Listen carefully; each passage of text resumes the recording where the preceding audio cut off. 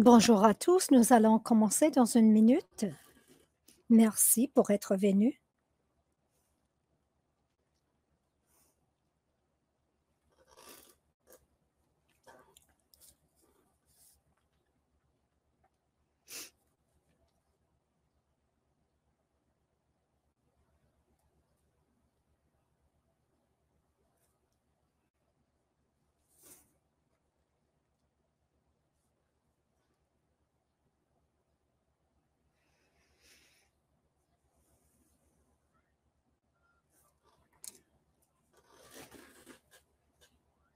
Bienvenue à la série des webinaires Boost, le Centre d'appui aux enfants et à la jeunesse. Je m'appelle Marc Jacquin. Je vais faire le webinaire. Il y a quelques enjeux administratifs. Ceux qui veulent écouter la présentation en français,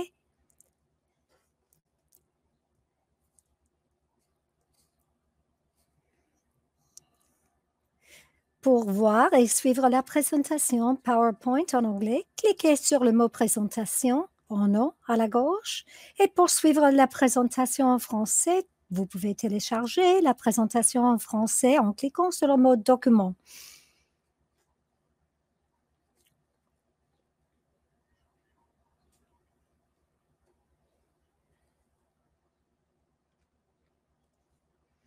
N'hésitez pas à télécharger les présentations dans les deux langues, l'anglais et le français.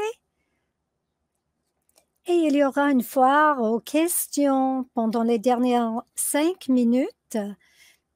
Pour poser une question, écrivez votre question sur le clavardage à droite et vous pouvez soumettre votre question à n'importe quel moment. Si vous êtes en groupe, incluez la quantité de personnes que vous avez dans votre groupe de participants. Et nous allons commencer notre discussion maintenant. Je m'appelle Marc Jacquin, je suis la fondateur et directeur exécutif de Shelter Movers, Transit Secours. Je vais parler qu'est-ce que c'est Shelter Movers, pourquoi ça existe et comment nous avons adapté notre service aux survivants de violences ici au Canada.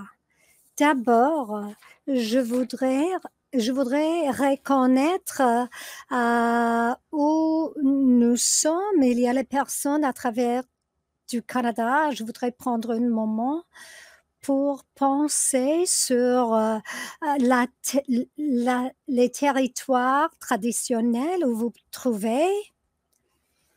Le bureau principal de Shelter Movers est ici à Toronto. Et je voudrais reconnaître que c'est la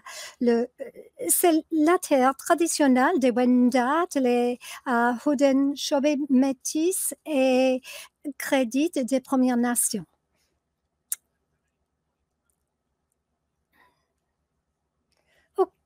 N'importe quel moment, si vous avez besoin de sortir, vous pouvez le faire. Nous allons aborder le thème de la violence contre les femmes. Alors, la maltraitance contre les femmes, alors si vous avez besoin de sortir, vous pouvez le faire.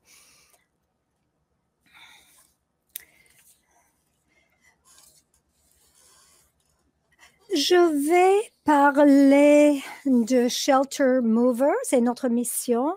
Nous avons commencé en 2016. Je suis la fondateur. L'organisation offre à les survivantes à quitter la violence en collaboration avec des organismes communautaires et d'entreprises. Nous aidons des familles à faire la transition vers une vie sans violence. Notre vision, c'est d'avoir un pays où il est possible de fuir la violence facilement, en toute sécurité et en toute liberté. Nous sommes un organisme de bienfaisance enregistré, constitué en 2016 sous le régime de la loi fédérale. Nous avons un conseil d'administration de 9 membres, une femme, ça veut dire 8 femmes et un homme. Nous avons des bureaux à Ottawa, à Toronto, Vancouver et Halifax. Mais il y a les autres groupes et nous allons ouvrir les bureaux à Montréal et à Waterloo, Kitchener, Waterloo, Cambridge cet été. Depuis notre début en 2016, nous avons effectué plus de 1300 déménagements. Alors, c'est 65 familles par mois. Mais pour l'hausse de violence associée avec la pandémie, et le mois de mai était le plus haut que nous avons vu. Alors qu'en moyenne, nous déménageons 55 familles par notre 4 sites et ça va augmenter quand Montréal et Waterloo ouvrent dans les prochains mois. Nous sommes orgueilleux du travail que nous avons fait jusqu'à maintenant avec nos bénévoles, mais c'est un problème qui affecte toutes les communautés. Et même si nous sommes contents avec le succès, il faudra toujours faire beaucoup de travail parce qu'il y a des familles qui nous sont en train pas de servir. Alors, nous opérons dans une manière très collaborative. Shelter Movers, c'est avec une idée de mettre le survivant au centre. Et ça veut dire que le survivant, c'est le voyage de cette personne, et nous opérons dans une manière anti-oppressive et pour réfléchir que c'est une situation de elle, c'est le pouvoir de elle, c'est axé sur le traumatisme et centré sur les survivantes. Quand nous recevrons un appel d'une survivante ou une femme, nous leur demandons s'ils travaillent par exemple avec un travailleur social, une police, conseiller de crise, et dans les 4 sites, nous avons des opérations. Nous opérons avec plus de 100 agences de partenaires. Alors, il y a une grande variété de différents au secteur de la violence faite aux femmes. Alors, ils font une référence, ils nous donnent la rétroaction sur notre service et la réponse de nos services. Nous prenons les conseils de nos clients d'abord, mais aussi de nos partenaires pour assurer que nous ne dupliquons pas les services. Shelter Movers, c'est tout à fait gratuit. Nous n'acceptons pas un paiement pour notre service. Pour enlever une barrière pour se déménager, nous avons la location de véhicules, nous avons des relations avec les personnels de sécurité, les escortes qui peuvent assister. Nous travaillons avec la police quand il y a le besoin de le faire et nous écoutons l'évaluation d'elle quand elle ne veut pas appeler la police et quand c'est plus approprié d'avoir une de nos gardes privées. Nous fournissons une formation à nos bénévoles. Nous avons les lieux de formation et de rencontre, des unités d'entreposage, donner les fournitures et équipements, les caisses, les outils. Nous avons des relations avec les services d'interprétation en personne ou par téléphone. Et finalement, comme nous savons, Le contrôle des animaux, c'est une manière pour que les agresseurs contrôlent les survivantes. Alors, nous avons des partenariats avec l'adoption d'animaux de compagnie euh, pour que l'animal peut rester temporairement dans une famille d'accueil. Alors, nous pouvons aider avec cela aussi. L'idée de tout cela est qu'individuellement, tous ces points sont importants, mais nous faisons une coordination ensemble de tous ces services de manière gratuite. Alors, nous comblons une écart qui existe. Vraiment, il faut combler le vide. Il y a les fournisseurs de santé mentale, il y a la police, mais si nous pouvons aider les survivantes à se libérer du contrôle de l'agresseur, alors nous pouvons rejoindre tous ces services et c'est très important et ça a besoin d'une attention spéciale.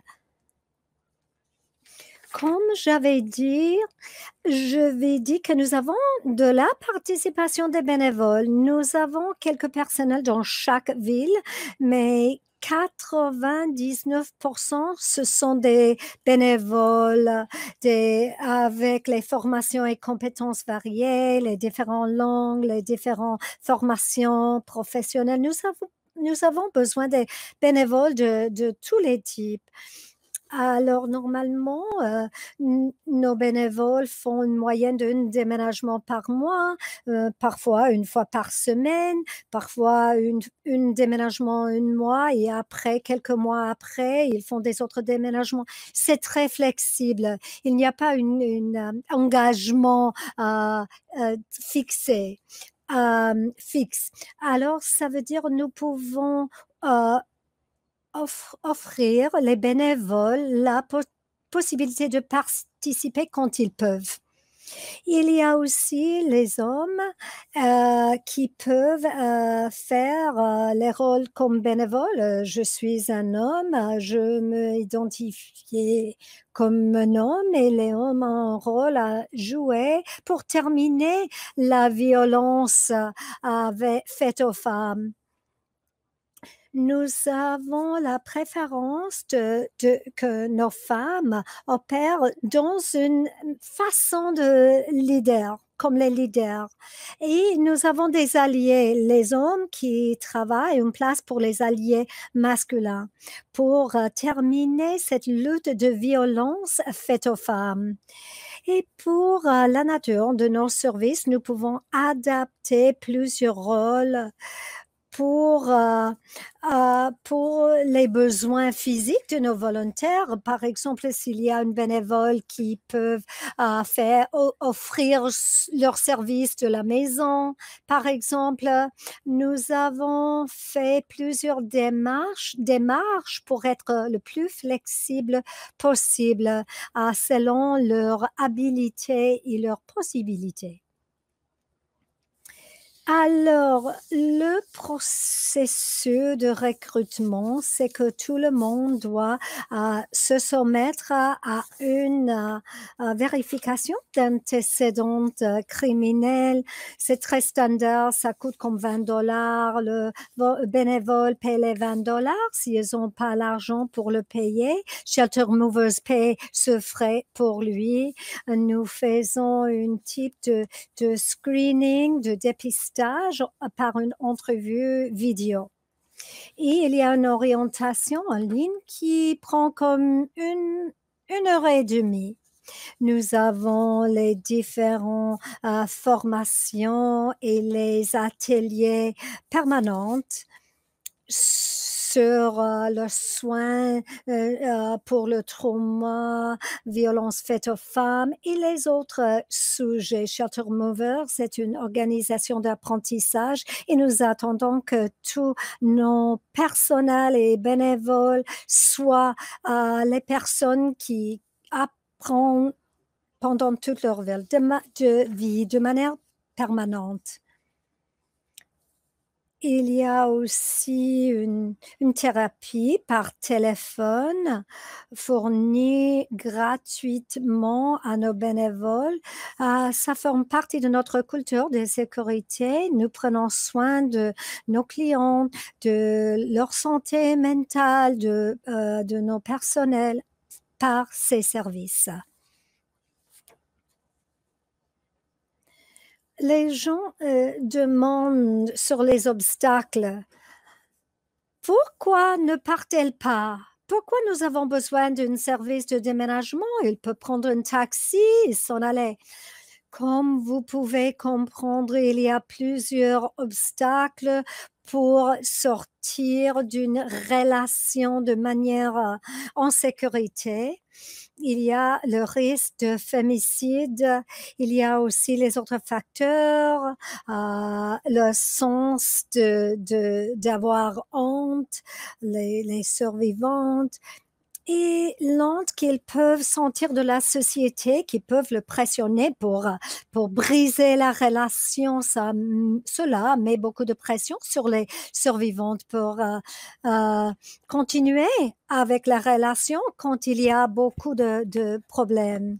Il y a une codépendance émotionnelle, dépendance émotive, isolement communautaire. S'il sort, si la personne sort, elle va perdre la question, les liens avec la communauté, les peurs liées aux enfants et la garde, la situation juridique ou facteurs d'immigration. Il peut utiliser ces facteurs contre elle et aussi les pressions financières, ce qui coûte le déménagement et l'entreposage ou la possibilité d'acheter tout ce qu'ils ont perdu.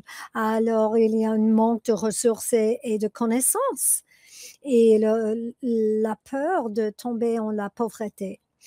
Alors, Shelters Mover veut enlever ces obstacles en donnant la sécurité physique et la possibilité de chercher leurs biens et elle peut sortir avec la dignité d'une manière appropriée pour commencer à reconstruire sa vie après d'avoir fui.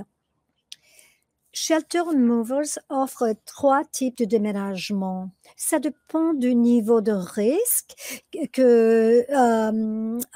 Le premier type de risque, c'est un départ urgent.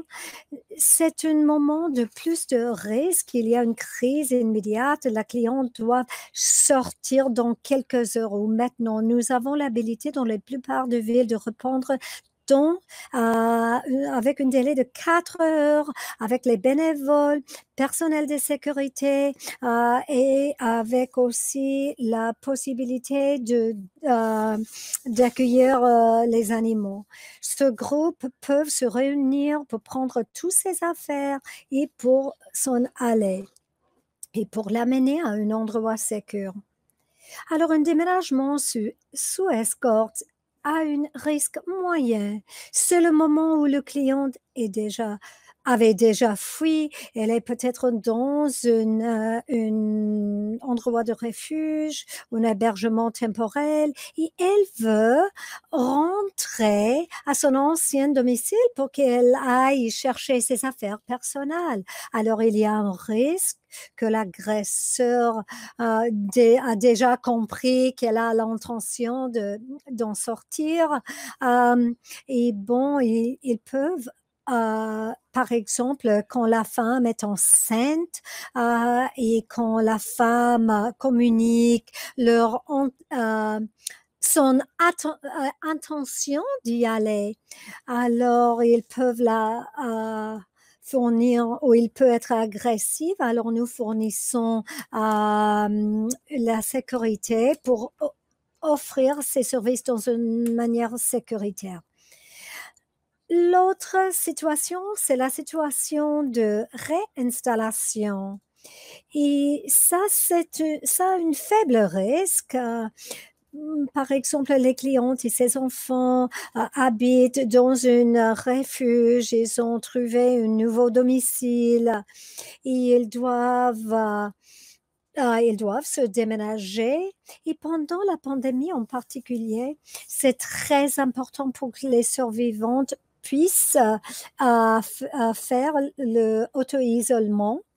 Alors, peuvent chercher la cliente au hébergement, au refuge et pour ir et trouver et transporter leurs possessions, c'est important. Et pour l'aider au chemin. Alors, un peu comment marche le processus de déménagement, comme j'ai déjà mentionné. Euh, les déménagements commencent avec les références de n'importe quelle personne qui travaille dans une capacité professionnelle, qui travaille directement avec le client, qui a une connaissance de sa situation, nous recollecte le renseignement sur le risque avec lequel elle fait face, la quantité d'objets qu'il veut déménager, la quantité de personnes qui vont participer à combien d'enfants existent et le renseignement sur l'agresseur, son histoire de violence pour encadrer le risque contre lequel elle fait face. Après d'avoir tout ce renseignement est passé par un processus avec la référence. Nous passons avec la phase de coordination pour le déménageur, le coordinateur du déménagement. Alors, il cherche les véhicules basés de la location du véhicule et puis il crée un itinéraire. Qu'est-ce qui doit se passer dans chaque moment? Ça veut dire de chercher, d'amener le client, nettoyer aussi le camion en faisant un bilan de santé. Toutes ces étapes sont très importantes. C'est critique pour chaque personne sache où ils doivent être. Bon, la le quatrième pas, c'est le déménagement. Et le déménagement est vraiment difficile. Tout le monde doit avoir déménagé même une fois. Alors, nous faisons une formation comment transporter les articles de manière sécuritaire pour lever l'article ou le bien avec sécurité. Et après cela, nous faisons toujours un suivi pour en savoir plus, pour savoir comment ça a été le déménagement, comment vont les bénévoles et notre cliente, pour avoir tous les documents, pour recollecter tous les documents, les documents de responsabilité, les autres documents que nous avons pour voir une idée totale du déménagement, pour apprendre, pour regarder en arrière. Et aussi, nous faisons un type d'assurance de qualité pour améliorer les déménagements au futur. Alors, l'équipe de déménagement, nous avons au moins 3 à 4 personnes. À chaque déménagement, nous avons la cliente. La cliente doit être présente. Nous ne pouvons pas de manière légale entrer dans leur maison ou foyer. Quelques clientes veulent rester dehors avec la garde de sécurité. Si la cliente ne se sent pas commode d'entrer le foyer, nous avons les déménageurs, nous avons les conducteurs qui peuvent être aussi les déménageurs. Nous leur donnons une formation additionnelle. Nous avons un camion de 16 pieds. C'est pas énorme, mais c'est pas une petite voiture non plus.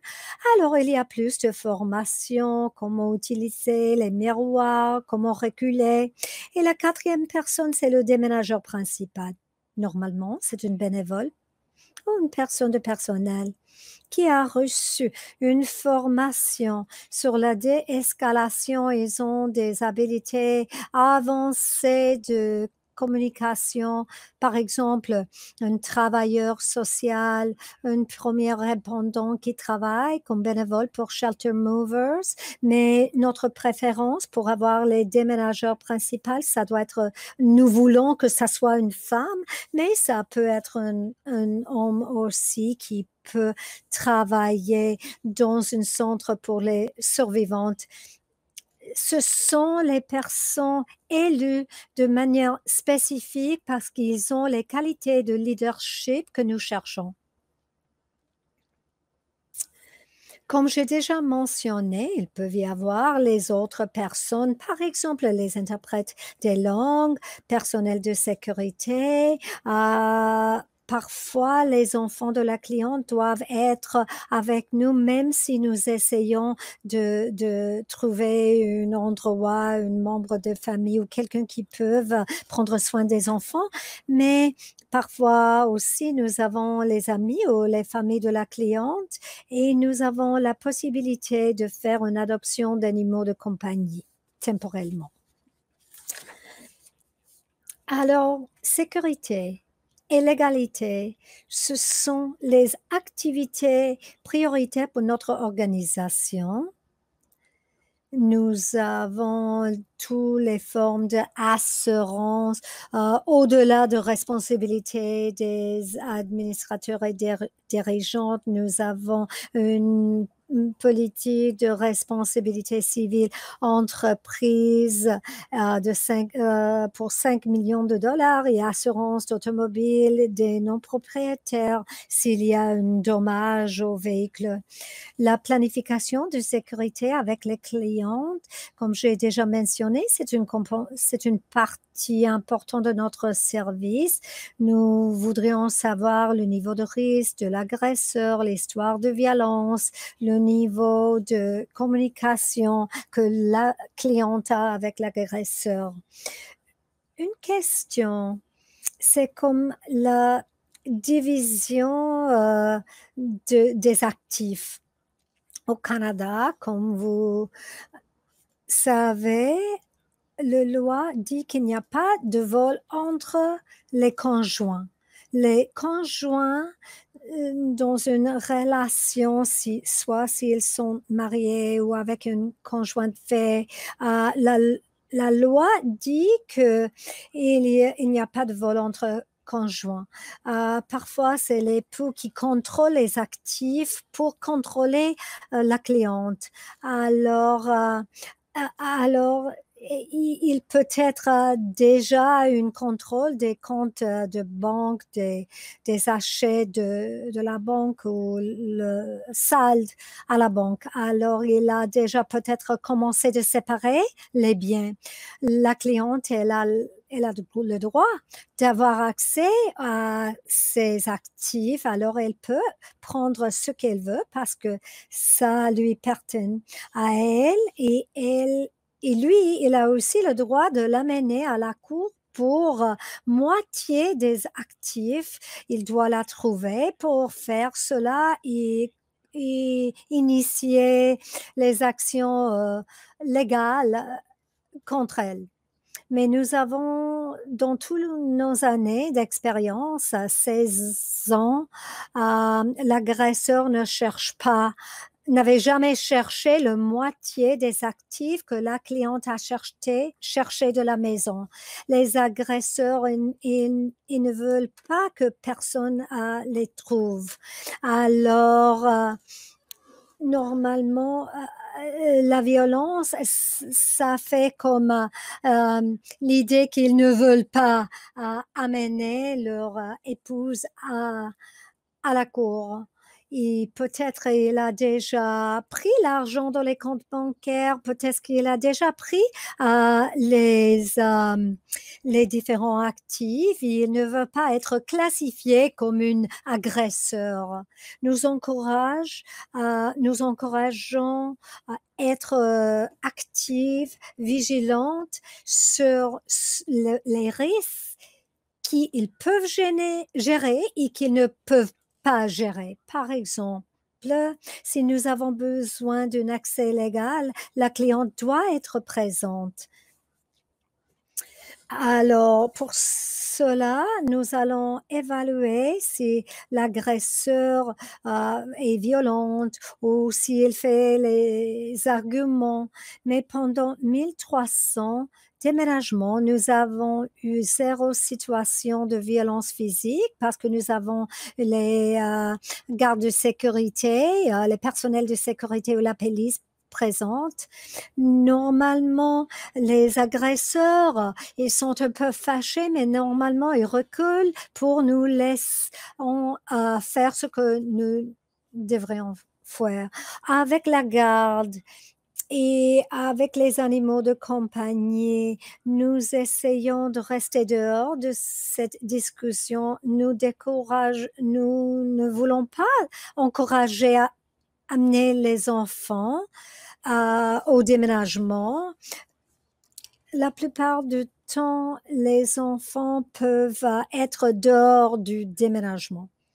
Et punaise de lit, c'est aussi une question de sécurité, surtout dans la zone de la Grande Toronto. Nous avons l'équipement spécifique pour les bénévoles, pour sécher leurs vêtements de manière sécuritaire. Nous pouvons fournir le service tout de même, mais avec quelques autres précautions. La protection des bénévoles et leurs données et la protection des données des bénévoles et des clients est très important. C'est un grand enjeu. Nous avons les technologies d'information, les mesures que nous prenons pour gérer cette situation. D'abord, nous essayons de ne pas collecter le renseignement parce que ça peut créer un trauma, encore une fois, et qu'on ne sait pas quelque chose de critique, nous le ferons pas. Nous le faisons pas. Par exemple, le nom de famille de la cliente, c'est pas relevant. C'est pas relevant pour ses besoins. Nous avons une formation permanente sur la sécurité pour les techniques de lever les choses, pour conduire en sécurité, sur les punaises de lit, les autres risques environnementaux. Au niveau d'entreposage et responsabilité, les unités où nous avons leurs biens, c'est sous le contrôle de Shelter Movers. Ils restent leur affaire dans nos unités dans notre unité de entreposage. Nous comprenons l'assurance pour les choses qui se trouvent dans les unités de entreposage. En parlant de la sécurité et la légalité aujourd'hui, tout le monde aborde le thème de la COVID-19, les effets de la pandémie. Nous savons que les effets du confinement, les restrictions sur le mouvement, pour cela, il y a un risque élevé. Il y a un niveau de contrôle augmenté pour les agresseurs. Ça réduit le contact que les clients peuvent avoir avec leur appui et avec la communauté. Nous avons vu dans quelques endroits au pays les augmentations et les diminutions dans les autres endroits du pays. Nous pensons que la différence, c'est pour le fait qu'au Canada, il y a dans quelques endroits, il y a moins d'appui. Alors, il y a les endroits plus occupés et cela, c'est attribuable à la COVID-19. Avec ces moments de relâcher les restrictions, les confinements, nous anticipons une augmentation d'appels. Alors, nous nous imaginons que ça va être une augmentation de 30 à 40% parce que les victimes vont appeler pour rejoindre soit la police, les refuges ou à nous, pour assurer que le risque est élevé et peuvent être gestionnés. Shelter Movers a créé une procédure pour la prévention des infections. Le lien est sur le site web sheltermovers.com. Il y a une méthode opérationnelle, les démarches de nettoyage et nous avons des heures fixées pour laver les mains. Tout le monde utilise les gants, les masques et tout le monde maintient une distanciation sociale adéquate. Nous avons un conducteur. Il y a peut-être une véhicule plus grande pour maintenir une distance de 2 mètres et ouvrir les fenêtres pour avoir une ventilation quand on conduit. C'est une autre démarche que nous essayons de prendre pour limiter l'exposition. Il faut opérer sous l'idée que tout ce que nous pouvons servir et tous nos clients peuvent être asymptomatiques. Pour cela, il faut prendre ces pas pour éviter la possibilité de la contagion. Il faut assurer que tout le monde, nous avons une chaîne d'approvisionnement et réseau de distribution nationaux qui donne les masques, les gants, les lignettes désinfectantes et les différents types d'équipements de protection individuelle. S'il y a une deuxième vague en automne, nous faisons les préparations pour avoir plus d'équipements.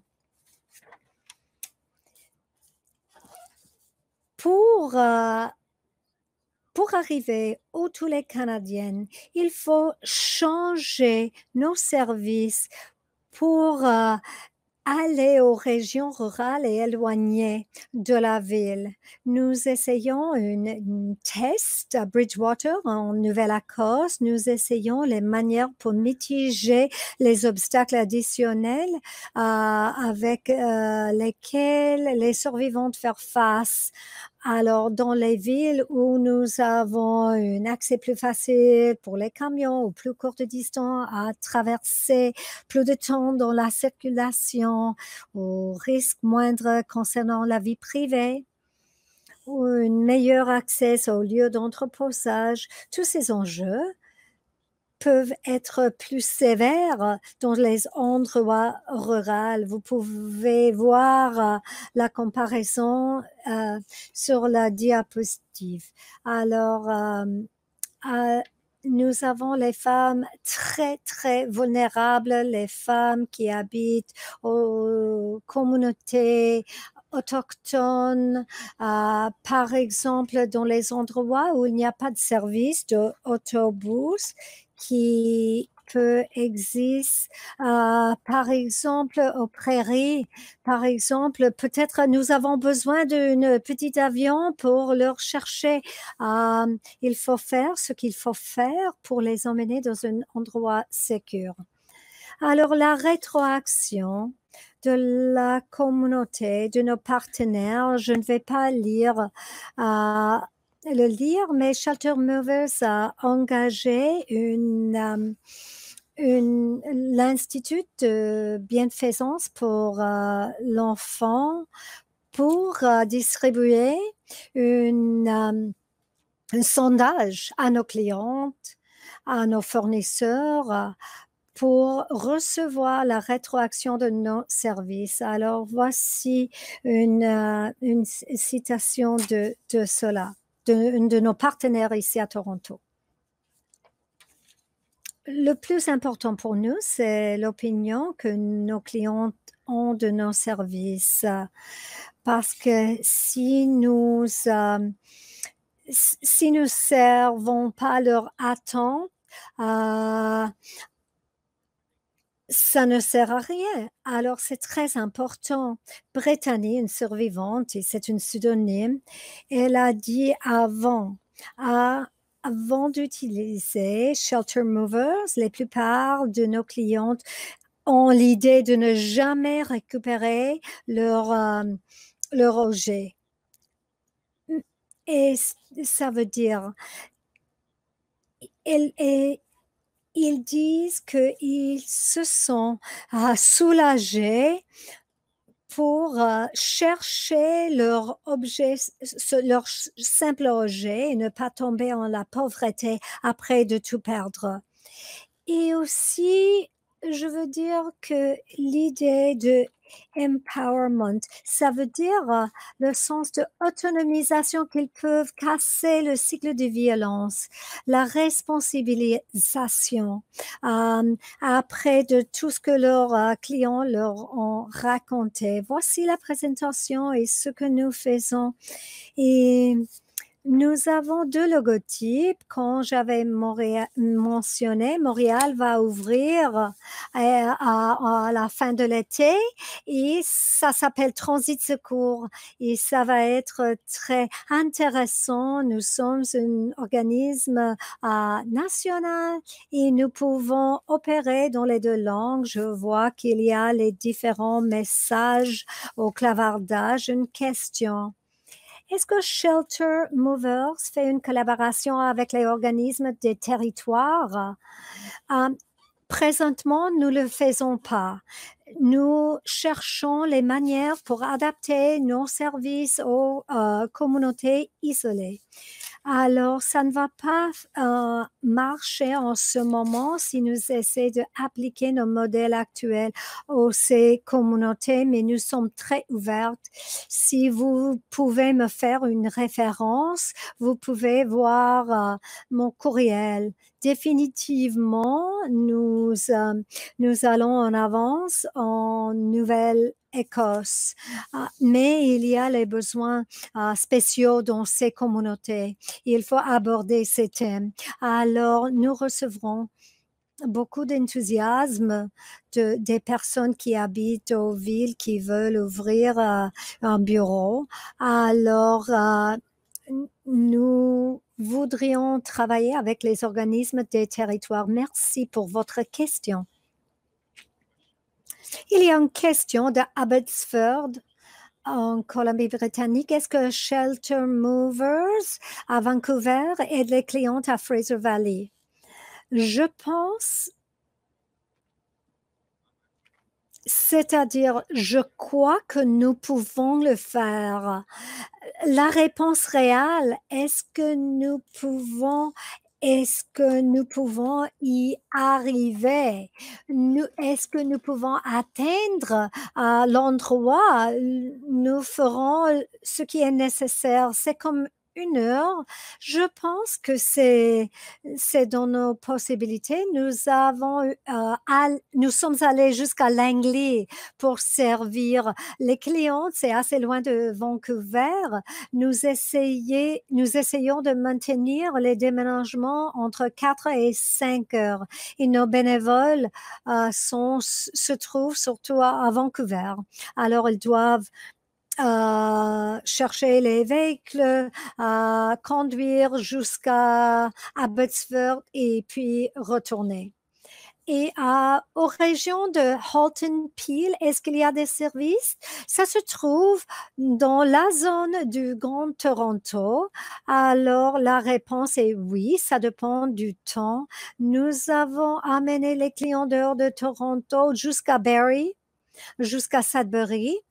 Alors, ce sont plusieurs heures dans les circonstances exceptionnelles où il y a un niveau plus haut de risque et ils doivent justement déménager c'est un déménagement d'urgence. Nous avons amené les gens jusqu'à Niagara. C'est d'aller après retour. Alors nous sortons normalement à une refuge pour les femmes. Alors ça, c'est autre type de déménagement, mais nous pouvons le faire. Il y a un intérêt exprimé à Hamilton, Stony Creek, pour ouvrir un bureau là-bas. Je ne l'ai pas mis sur la présentation parce que nous ne sommes pas là, pas encore, mais il y a un groupe qui veut commencer là-bas. Dans la zone de Halton, nous avons ouvert une extension pour la région de York cette année. Alors, il y aura une extension à Peel, à Durham, à York, pour la concentration de la population. Ce sont les excellentes questions. Une autre question de Dunias. Je ne sais pas s'il avait mentionné avant, mais les procédures pour travailler avec Shelter Movers. Bon, c'est assez simple, le procédure. Je pense que la manière plus facile, c'est nous contacter pour que notre équipe d'opération puisse parler avec leur personnel, le conseillers. Nous essayons de le faire le plus simple possible. Littéralement, c'est une courriel à nous avec le renseignement que vous devriez fournir, le renseignement, le type d'objet ou de bien, une idée du niveau de risque, la présence des animaux, des enfants. Ce type de renseignement est important. Et avec une relation plus avancée avec votre organisme, cela devient chaque fois plus facile. Et après que nous avons déterminé, après une évaluation, qu'il y a le besoin, c'est-à-dire ça veut dire nous servons les populations où il existe de la violence, où la violence va exister.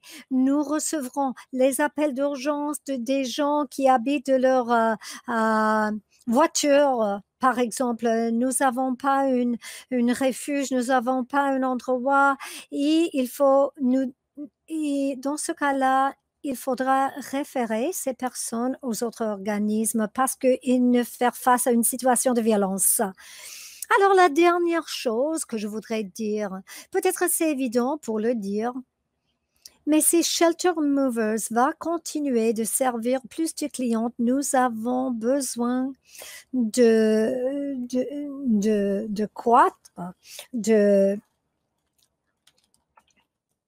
nous avons besoin de lever les fonds comme par exemple 30 000 $ pour s'installer dans un centre.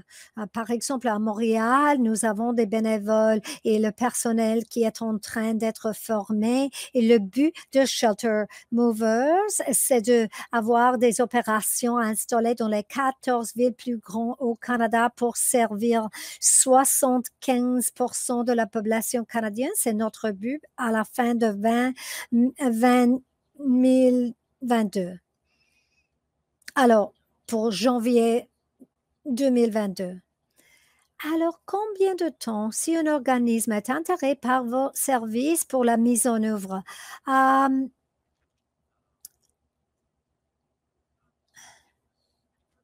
Alors, si l'organisme veut faire une référence, trouve dans nos domaines, dans nos zones, nous sommes prêts pour leur servir.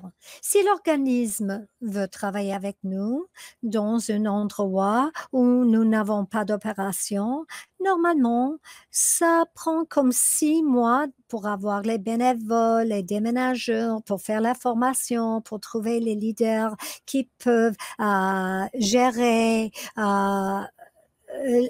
le bureau qui se conforme avec tous les standards que nous avons parmi toutes nos organisations.